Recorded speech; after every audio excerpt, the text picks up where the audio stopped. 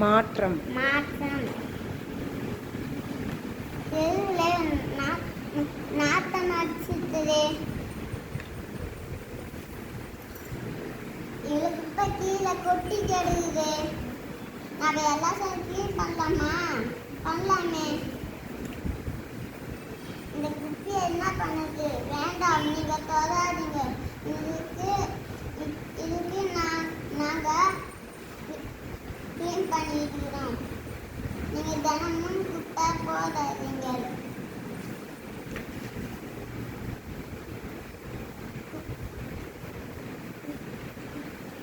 குப்பை வண்டியில் கூடையில் போடுங்கள்.